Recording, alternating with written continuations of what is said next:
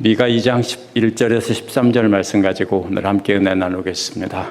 지난주 말씀은 타락한 예루살렘의 지도자들에게 하나님의 심판을 선포하며 회개할 것을 촉구한 내용이었습니다. 그들은 값비싼 희생 제물을 드렸지만 하나님의 관점에서 보면 가난한 자들을 착취하는 흡혈귀와 같다고 했습니다. 사마리아나 예루살렘의 지도자들은 누구보다 하나님을 열심히 섬긴다고 했던 사람들입니다. 그러나 그러한 섬김은 사람들 앞에서만 눈속임이었고 실제로는 세상 영광 바라보고 그것을 섬기며 살아왔기 때문에 흡혈귀와 같다고 경고하신 겁니다. 근데 이러한 경고는 우리에게 하나님 말씀이 이끄는 길에서 벗어나지 말고 오직 하나님 말씀을 따라 살라는 것이라고 했습니다. 이어지는 이번 주 말씀은 백성들을 불쌍히 여기지 않은 지도자들이 노예로 끌려가게 하신다고 했습니다. 또 지도자들이 듣기 좋아하는 예언만 하여서 그들에게 재물을 얻어 부귀영화 누리는 거짓 예언자들도 망하게 하신다는 겁니다. 그렇게 하신 후에 하나님의 참된 남은 백성들을 불러 모아서 하나님 나라를 회복시키신다는 예언입니다.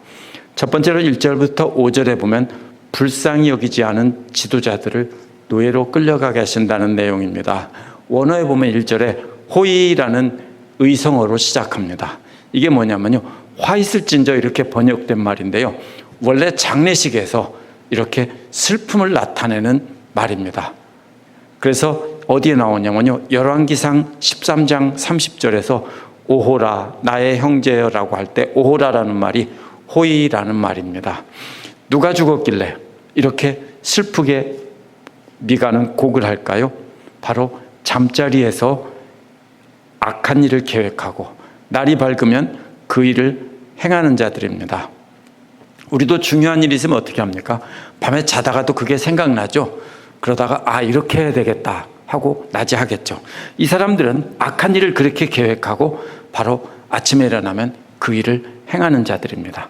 왜냐하면 그들의 손에 힘이 있다고 했는데, 손에 힘이 있다는 말은 주먹이나 팔에 힘이 있다는 게 아니라 이들은 권력을 가졌다는 뜻입니다. 이들은 이스라엘에 부유하고 권세 있는 자들입니다. 근데 이들이 다 죽은 것이나 마찬가지이기 때문에 미가는 그들을 향해서 호의라고 슬퍼하며 그 곡을 하고 있는 것입니다. 그렇게 잠자리에서 꾸민 일이 무언지 2절에 나옵니다. 세 번역에는 밭을 빼앗고 집을 제 것으로 만든다고 했는데요, 원어는 밭들은 눈독을 들이며 욕심을 낸다는 것이고요, 집은 강제로 빼앗는다는 뜻입니다. 그래서 개역은 밭들은 탐하고 집들은 탐하여 취한다라고 했습니다. 왜 이렇게 했냐면요, 세 번역은 이것을 잘못 번역한 겁니다. 밭은 조상대대로 물려받은 것이고요, 제도적으로 남의 밭을 사거나 빼앗을 수 없습니다. 산다고 해도 희년이 되면, 때가 되면 어떻게 됩니까? 돌려줘야 되는 겁니다. 그 밭은 그 가족에게 대대로 물려지는 것이기 때문에 밭은 함부로 빼앗고 가져갈 수가 없습니다. 그래서 밭은 욕심을 낸다고 한 것이고요, 그래서 그 사람들은 사람들을 속이고 법정의 힘을 빌려서 차지할 계획을 세운다는 뜻이 바로 욕심을 내서 탐한다는 말입니다. 그러나 집들은 언제 뺏을 수 있습니까? 빌려간 돈 갚지 않았다고 쉽게 아무 때나 빼앗을 수 있습니다. 밭은 아무리 빌려간 돈 안 갚았어도 뺏을 수가 없습니다. 그래서 하나는 탐한다고 했고 하나는 빼앗는다고 한 것입니다. 마지막으로 그 집 사람들과 그 산업을 강탈한다고 했습니다. 강탈한다는 말은 억압하거나 쥐어짠다는 뜻입니다. 따라서 제일 먼저 욕심을 내서 가지려고 하고요, 그 다음에 재판이나 어떤 절차를 통해서 강제로 빼앗은 뒤에 마지막으로는 그 땅과 자기 것으로 만든 그 사람들까지 다 쥐어짜내서 이익을 취하는 것입니다. 사람은 어떻게 이익을 취합니까? 자기 종으로 만들어서 부려먹고, 그들의 땅은 포도원이나 농토에서 나오는 것은 자기들이 다 가져가는 것입니다. 그래서 세 번역은 사람들과 유산으로 받은 밭을 제 것으로 만든다라고 한 것입니다. 이것은 남의 밭을 빼앗고 남의 포도원을 빼앗아서 또 그 주인들을 노예로 부려먹으면서 이렇게 착취하는 것을 뜻합니다. 그래서 3절은 그러므로 이제 여호와께서 말씀하신다. 보라 라는 말로 이런 악한 자들에게 경고하십니다. 그것은 여호와께서도 이런 족속들에게 악한 일을 계획하신다는 겁니다. 한 대로 똑같이 내려준다는 겁니다. 이런 족속이란 2장 1절에서 2절에 나오는 죄를 밤새 꾸미다가 날이 밝으면 행하는 사람인데요. 2장 1절에서 죄를 꾀한다는 말과 이 하나님께서 이렇게 재앙을 내리기로 계획했다는 말이 똑같은 말입니다. 하나님께서도 그 악한 족속들이 악한 일을 계획한 것처럼 하나님께서도 똑같이 그들을 멸망시킬 계획을 하고 계신다는 겁니다. 세번역은 이 재앙을 너희가 피할 수 없을 것이라고 의역을 했는데요. 원어의 본래의 의미는 세번역 아래 보면 주석에 나와 있습니다. 뭐라고 되어 있습니까? 너희 목이라고 되어 있죠. 이게 뭐냐면 너희 목이 이 재앙에서 벗어나지 못한다는 겁니다. 무슨 뜻입니까? 목에다가 짐승처럼 멍에를 메고 이렇게 끌고 가기 때문에 이 사람들은 고개를 들 수가 없는 것입니다. 그리고 그 멍에를 벗을 수가 없는 겁니다. 가난한 자들에게 멍에를 지워 소처럼 부려먹은 이 악한 족속들에게 하나님께서는 똑같이 그들 목에도 똑같이 멍에를 지워주고 고통을 받게 하시는데 그들은 스스로 그 멍에에서 벗어날 수 없다는 뜻입니다. 또 거만하게 걸을 수 없다고 했습니다. 왜요? 목에 건 멍에 때문입니다. 전에는 거만하게 뒷짐지고 고개 높이 들고 배를 내밀며 걸었겠죠. 그런데 이제는 소처럼 목에 멍에를 먹었기 때문에 똑바로 걸을 수가 없습니다. 고개를 들지도 못하고 이렇게 어려움을 당하고 있는 그림입니다. 이어서 왜냐하면이라는 말로 이유를 설명하는데요. 재앙의 때이기 때문이다 라고 말합니다. 재앙의 때라는 말은 포로로 끌려간다는 뜻입니다. 힘없는 백성들의 재산을 빼앗고 그들에게 멍에를 씌워서 노예로 삼았던 이스라엘의 지배층들이 이제는 끌려가서 평생 노예로 산다는 겁니다. 그래서 하나님께서도 그들에게 멍에를 메어주고 이렇게 끌고 간다는 것입니다. 4절은 그날이 오면 너희를 두고서 이런 풍자시를 지어서 읊는다라고 했습니다. 풍자시라는 말은요, 히브리어로 마샬이라는 말인데요, 잠언을 뜻하는 말입니다. 잠언도 마샬이고요, 또 비유를 뜻하는 말입니다. 그래서 이 말의 부정적인 뜻으로 쓰이면은 조롱하는 시가 되는 겁니다.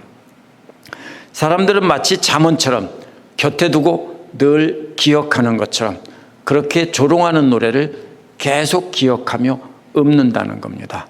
그러나 이 일은 조롱할 일만은 아닙니다. 왜냐하면 이스라엘의 악한 지도자들에게만 해당하는 일이 아니기 때문입니다. 그렇기 때문에 이어서 슬픔에 사무친 노래를 부르며 우리가 온전히 망하게 되었다라고 했습니다. 온전히 망한다는 말은요, 히브리어에서는 망하고 망하게 되었다 이런 말입니다. 같은 말을 반복해서 쓰는 것은 히브리어적인 그 강조법입니다. 그래서 여호와께서 내 백성의 땅에서 옮겨서 내게서 떠나게 하셨고 그것을 반역자들의 몫으로 나누어 줬다고 했습니다. 반역자들은 이런 하나님을 대적하는 이스라엘의 적들입니다. 뭐하고 똑같습니까? 이들이 가난하고 힘없는 백성들의 땅을 뺏어서 자기들이 취한 것처럼 하나님께서도 그들에게 멍에를 메고 그들의 땅을 빼앗아서 누구에게 줍니까? 다른 나라 사람들에게 준다는 뜻입니다. 세번역 5절은 주님의 총회라고 했는데 원어는 여호와의 총회라는 말입니다. 앞에서는 지도자들을 심판하신다고 했는데 이번에는 여호와의 백성 중에서 제비를 뽑고 줄을 띄워 땅을 나눌 자가 하나도 없다는 것입니다. 줄을 띄워서 측량하고 제비를 뽑아 나누는 게 어디 나옵니까? 하나님께서 여호수아를 통해 그 정복한 땅을 나누는 모습을 떠올리는 말입니다. 이제 하나님의 백성들은 지도자들이나 백성들이나 아무도 그 땅을 차지하지 못한다는 겁니다. 대신 누가 차지합니까?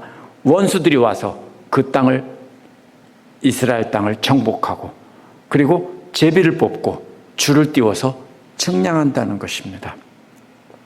미가에 나온 부유하고 권력 있던 자들은 법의 힘을 이용해서 합법적으로 가난한 자들의 재산을 빼앗고 그들을 종으로 삼았을 겁니다. 왜냐하면 이유가 있습니다. 합법적입니다. 왜냐하면 곡식이나 돈을 빌려가고 갚지 못했기 때문입니다. 따라서 부유하고 권력 있던 자들의 죄는요, 법을 어긴 게 아닙니다. 불쌍히 여기지 않은 겁니다. 고대의 빚은 대부분 먹을 것이 없어서 꾸는 겁니다. 오늘날처럼 사업 자금을 꾸는 게 아닙니다.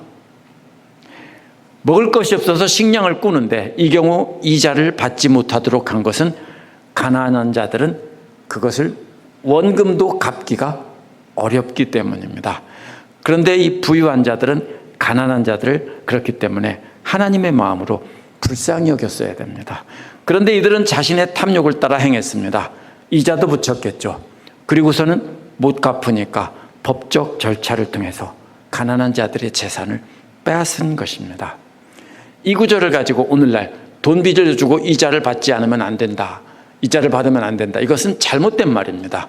오늘날은 먹을 것이 없어서 식량이나 돈을 빌려간 사람이 있다면 오늘날도 불쌍히 여기는 마음으로 이자도 받지 말고 원금도 탕감해 주는 것이 옳습니다. 그렇죠? 먹고 살 수도 없는 사람에게 돈을 빌려줬는데 갚을 능력이 없다면 우리는 그들에게 이자를 받지 말고 원금도 감해주는 것이 하나님의 마음입니다.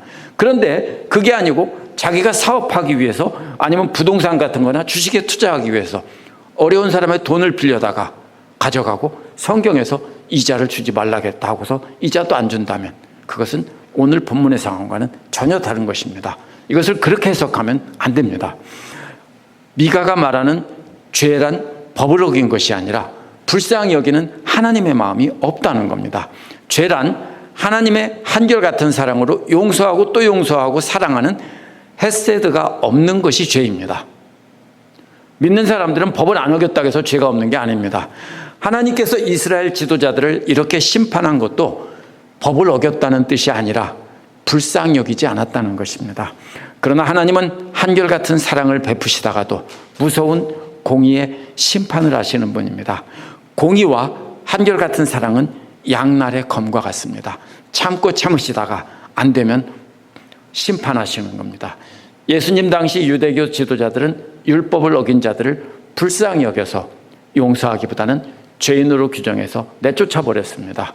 공동체 전체가 신앙이 공동체인 그 공동체에서 쫓겨나는 것은 죽음과도 같고요.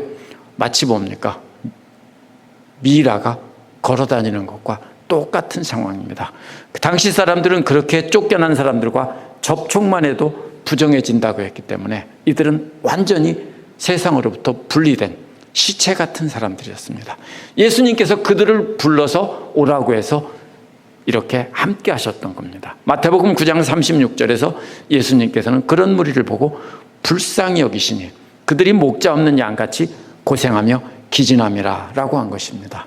예수님 당시도 똑같습니다. 미가 때나 위선적인 유대교 지도자들에게 예수님도 저주를 선포하시면서 하나님의 공의의 심판을 경고했습니다. 그렇기 때문에 미가 시절이나 예수님 시절이나 어쩌면 오늘날까지도 똑같은지도 모릅니다. 그런데 이것은 탐욕을 따라 사는 자들은 지도자들이나 일반 백성들이나 다 심판한다는 거기 때문에 지도자만 심판한다는 뜻이 아닙니다. 특별히 지도자들에게 본보기로 말씀하신 겁니다. 6절에서 11절은 거짓 예언자들에게 속지 말라는 내용입니다. 6절은 이렇게 말합니다. 그들의 예언자들이 말한다. 원어에서는 예언하지 말라 이 말로 시작합니다. 계속해서 예언하지 말라고 말한다는 것입니다. 한 번 말한 게 아니에요. 예언하지 마, 예언하지 마, 예언하지 마. 누구에게요? 미가와 같은 예언을 하는 사람들에게. 예언이라는 말은요, 본래 포도주나 꿀 같은 것을 이렇게 흘려보낸다는 뜻입니다. 비유적으로 쓰일 때는 말이 흘러나오게 둔다는 뜻으로 예언한다는 뜻입니다. 그렇다면 예언이란 어떤 것입니까? 우리는 듣기 싫은 것 같지만 포도주와 꿀이 흘러나오는 것처럼 복된 것입니다. 그런데 그들은 너희는 예언하지 말라고 계속했기 때문에 미가뿐 아니라 다른 참된 예언자들도 미가처럼 듣기 싫은 예언을 한 것입니다. 아마도 미가는 호세아와 이사야와 또 다른 참된 예언자들과 함께 또 그들의 제자들과 함께 예언을 했을 것입니다. 많은 예언자들이 이렇게 부정적인 재수 없는 예언을 하기 때문에 이 거짓 예언자들은 그런 재수 없는 예언을 하지 말라고 한 겁니다.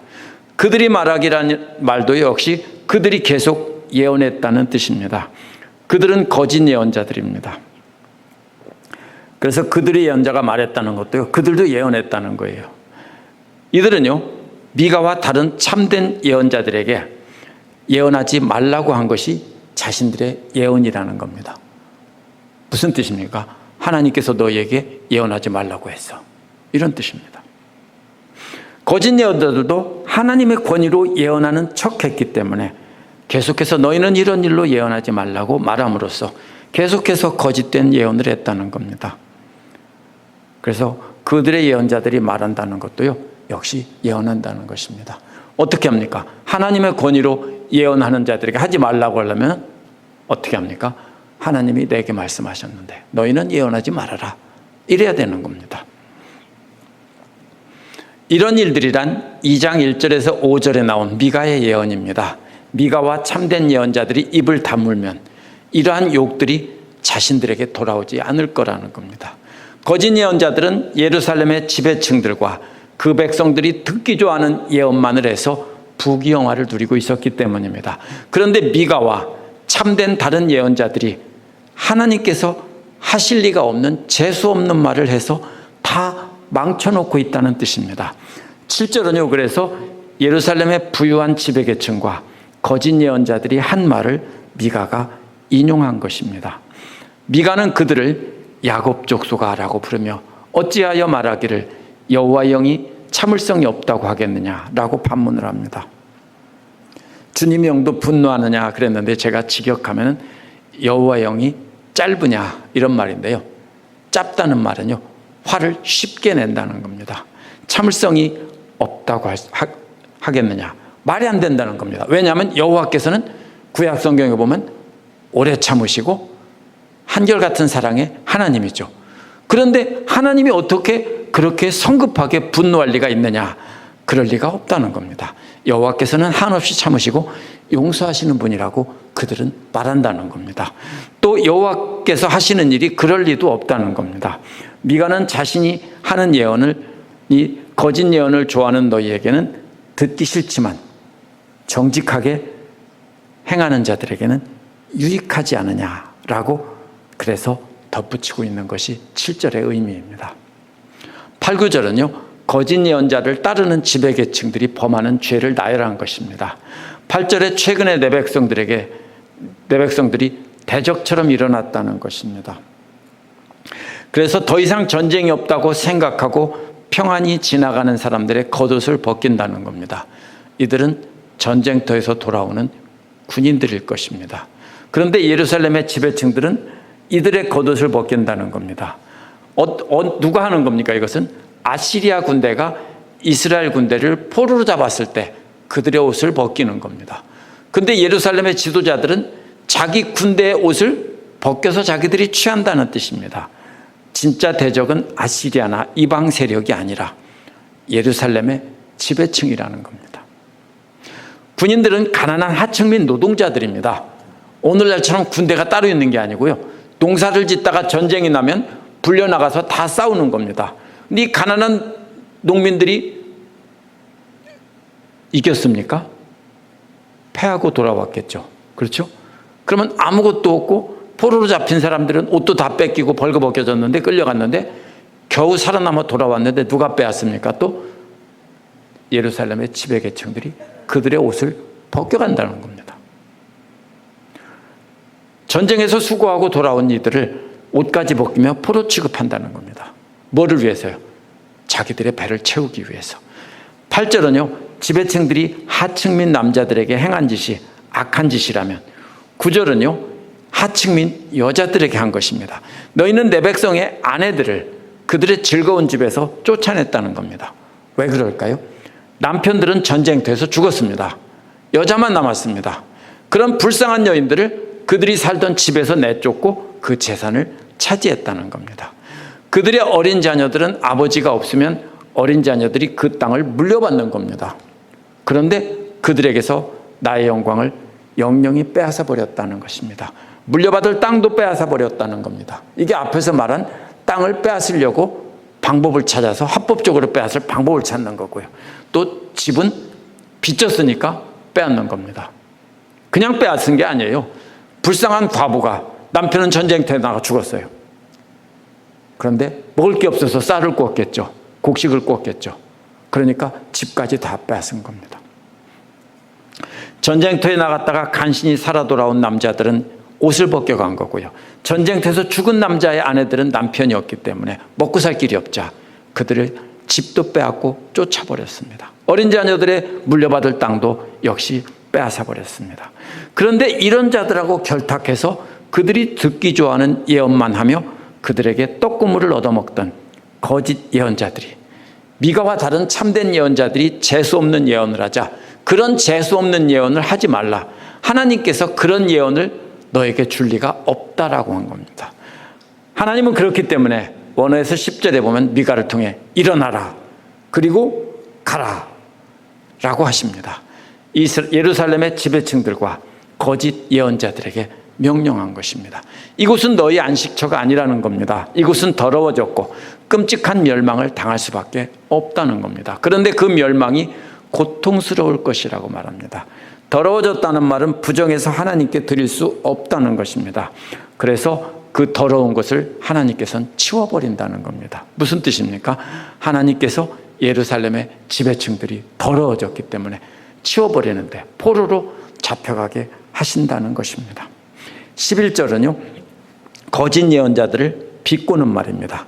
세번역에서는 거짓말장애로 번역한 말은 원어에서는 바람을 따라 걷는다는 말입니다. 헛된 행동이죠.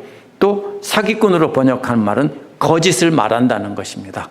하나는 행동이고 헛된 행동이고 하나는 거짓된 말입니다. 바람을 따라 걷는 것은 행함으로 속이는 거고요. 거짓말을 하는 것은 거짓된 예언으로 속이는 겁니다. 이 두 가지가 함께 짝을 이룹니다. 이들은 포도주와 독주에 대해서 예언한다고 했습니다. 그래서 뭐라고 말합니까? 이들은 사람들이 듣기 좋아하는 말만 하기 때문에 이들이 예언이 사람들이 좋아하는 독주와 포도주에 대한 것이라고 말합니다.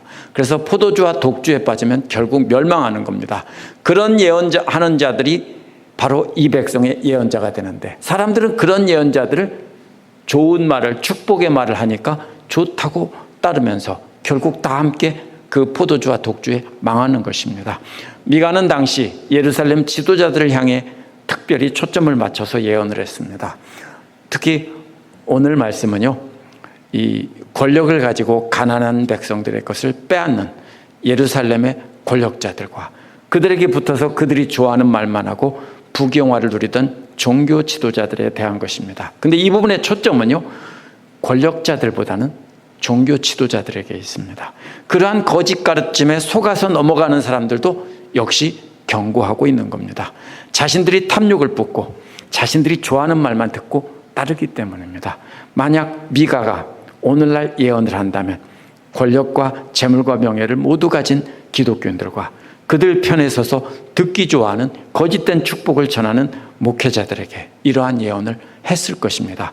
이러한 예언을 읽고 우리는 권력이나 재물이나 명예가 없으니까 상관없다, 우리는 거짓 예언자 편에 서지 않았으니까 상관없다, 이렇게 하면 안 됩니다.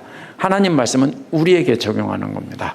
우리에게 바로 하나님의 마음이 있고 불쌍히 여기는 마음이 없이 거짓으로만 축복된 말만 좋아한다면 우리도 그런 권력자와 그런 거짓 예언자들과 한 통속입니다.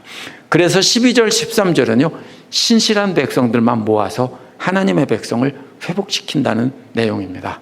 12절은 원어에 보면요, 계속해서 모으기 위해서 모을 것이다, 야곱아, 이렇게 말합니다.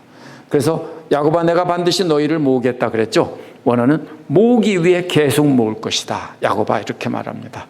역시 같은 말을 두 번 쓴 것은 특별히 강조하는 말입니다. 더구나 계속 모을 것이라고 했기 때문에 하나님은 긴 시간을 두고 계속 모으신다는 겁니다. 언제부터요? 예수님 오신 뒤부터 지금까지 계속 모으고 있습니다. 누구를 모읍니까? 여기서 모은다는 말은 군대나 양떼를 하나의 공간으로 들어오게 하는 것을 나타내는 말입니다. 또 이스라엘의 남은 자들을 모으기 위해서 또 모은다고 하셨습니다. 분명히 계속 모으신다는 겁니다. 그런데 다 모으는 게 아닙니다. 이스라엘의 남은 자들을 모으는 겁니다.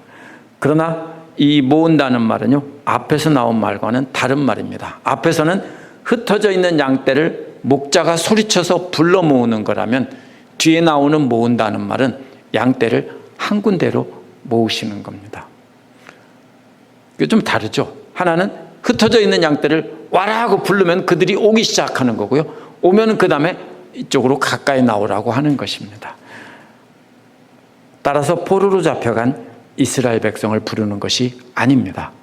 오직 여호와만 섬기는 소수의 신실한 자들을 모으시는 겁니다. 남은 자들을 그렇게 한 곳으로 불러 모으신 뒤에 우리에 넣는다고 했습니다. 개역에서는 이 말을 보스라라고 번역했는데요, 이게 잘못 번역한 겁니다. 지명이 아니라 양의 우리라는 뜻입니다. 그래서 새 번역은 우리로 돌아오는 양떼, 보스라를 우리라고 번역한 겁니다. 그래서 우리로 돌아오는 양떼처럼 모은다고 하는 겁니다. 그런데 그 우리는 단순히 밤에 양떼를 가두어두는 우리가 아닙니다. 울타리가 쳐져 있고 보호가 되는 넓은 초장입니다. 우리 미시시피에서도 15번 타고 조금만 쭉 올라가 보면은 그런 곳이 많이 있습니다. 아직도 넓은 땅에다가 그 렌치 펜스를 얼마나 될까요? 아마 최소한 수십 에이커 이상은 될 겁니다. 그런 곳들이 많이 있어요. 이렇게 다니다 보면은요. 그러면 거기에 보면은 풀이 꽉 차게 있고, 그 뭐가 있습니까? 소들이나 이런 것들이 이렇게 있죠. 바로 그런 장면입니다. 넓은 초원에 울타리가 쳐져 있는 그림입니다. 그래서 12절을 원어 그대로 번역하면 사람들이 떠들 것이며 라는 뜻입니다. 양떼들이 넓은 초장에 가득 차 있다면 양떼들의 소리로 시끄럽다는 것입니다. 그것처럼 사람들이, 남은 자들이 많이 돌아오면 시끄러울 것이라는 겁니다. 무슨 뜻입니까? 폐허가 돼서 아무것도 없는 짐승들만 있는 그런 곳에 다시 수많은 남은 자들이 돌아와 활기를 찾는 모습을 그린 것입니다. 그래서 13절은 길을 여는 자가 그들의 앞서 올라간다라고 했습니다. 길을 여는 자라는 말은요, 부수는 자라는 뜻입니다. 무슨 뜻입니까? 앞에서 가면서 부수면서 길을 만드는 겁니다. 왜요? 갇혀 있죠. 포로로 잡혀왔고 갇혀 있습니다. 근데 앞서가는 사람이 커다란 망치로 무슨 만화 영화처럼 성벽이고 뭐고 길을 다 때려 부수면서 길을 만들고 가는 겁니다. 길을 여는 자가 성문을 부수고 먼저 지나가면 그 뒤에는 갇혀있던 이스라엘의 참된 남은 자들이 따른다는 겁니다. 이어서 그들의 왕이 앞장서 간다고 했습니다. 그럼 무슨 뜻입니까? 앞에서 부수는 자가 뒤에서는 뭐라고 했습니까? 왕이라고 했습니다. 앞에서 부수는 자가 왕입니다. 그래서 남은 자들의 왕입니다. 그 왕이 자기 백성들을 앞에서 이끌면서 성문을 때려 부수고 그 백성들을 해방시켜서 데리고 가시는 겁니다. 그런데 또 이어서 여호와께서 머리에 계신다고 했습니다. 여호와께서 바로 앞서 가시면서 걸림돌을 치우고 가시덤불도 걷어 던지시면서 길을 닦으며 가시는 장면입니다. 미래의 일인데도요, 모두 완료형으로 쓴 것은 앞으로 분명히 그렇게 될 것이다 라는 뜻입니다. 이것은 무슨 뜻입니까? 앞으로 오실 메시아이신 예수 그리스도를 예언한 것입니다. 유대의 랍비들은 길을 여는 자와 왕을 메시아와 구속자를 가리키는 것으로 해석했습니다. 그러면서 그 사람들은 지금도 그런 사람을 기다리고 있죠. 그러나 예수님이 바로 그분입니다. 하나님께서는 하나님의 백성을 억압하고 착취하던 악한 예루살렘 지도자들은 심판하여서 모두 잡혀가게 했지만 그 중에서 회개하고 하나님께 돌아온 신실한 남은 자들은 불러 모아서 회복시킨다는 겁니다. 유대인들이 그렇게 기다리던 메시아가 바로 이 성문을 때려 부수고 사람들을 이끌고 가는 그분이 바로 그리스도입니다. 죄에 갇혀있던 우리를 해방시키는. 오늘 말씀에서 우리는 예루살렘의 지도자들이 행한 악행의 근본을 추출해내서 오늘날 우리에게도 그러한 것이 없는지를 생각해 봐야 됩니다. 근본이 뭡니까? 전쟁터에서 살아 돌아온 남자를 불쌍히 여기지 않은 거고요. 또 전쟁터에서 남편을 잃은 여인을 불쌍히 여기지 않은 겁니다. 또 아버지와 엄마를 잃고 어린 자녀들이 땅을 차지하게 해야 되는데 그 땅도 뺏어서 불쌍히 여기지 않은 겁니다. 악행의 근본이 뭡니까? 법을 어겼다는 게 아니라 불쌍히 여기지 않았다는 겁니다. 그러면서 그들 편에 서서 거짓 예언하던 자들도 역시 사랑이 없는 겁니다.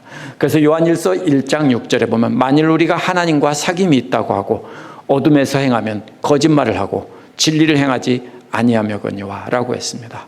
사도 요한이 어둠에서 행한다는 것은 형제를 사랑하지 않는다는 말입니다. 그렇기 때문에 2장 10절 11절에서 그의 형제를 사랑하는 자는 빛 가운데 거하여 자기 족 속에 거리낌이 없다라고 했습니다. 따라서 오늘 우리도 그들처럼 사랑이 없고 내 이익만 생각하고 이웃의 이익을 생각하지 않으면요, 우리가 바로 그 사람입니다. 우리가 불쌍히 여기는 마음, 사랑하는 마음이 없이 무자비하다면 합법적으로 맞아. 이건 내가 받을 거야. 이게 아니고요. 그 마음에 불쌍히 여기는 마음이 없고 내 이익만 챙기지 않고 불쌍히 여기고 베풀면서 그렇게 사랑하는 마음이 하나님 마음이 없다면 바로 우리가 오늘 말씀에 나온 그 사람들이라는 것입니다. 이것은 사실 누구나 다 가지고 있는 죄된 속성입니다. 우리가 하나님의 마음을 가지고 원수까지도 용서하고 사랑하면서 하나님의 마음을 가져야 합니다. 죄에 갇혀 죽을 수밖에 없는 우리를 예수 그리스도께서 불러 모으셨고 앞에서 감옥문을 때려 부수고 우리를 다 끌고 나오신 것이 바로 우리입니다. 그렇기 때문에 우리는 힘들지만 우리는 예수님을 따라가야 되는 겁니다. 그래서 예수님이 뭐라고 했습니까? 자기 십자가를 지고 따르라고 했습니다. 이러한 구약을 모르면요, 우리는 신약 성경에 자기 십자가를 지고 나를 따라오라는 말을 이해를 못합니다. 그래서 우리는 장차 영원한 나라, 하나님 나라에서 영광 가운데서 살 자들입니다. 그렇기 때문에 주님을 따라가야 하는 것입니다. 기도하겠습니다.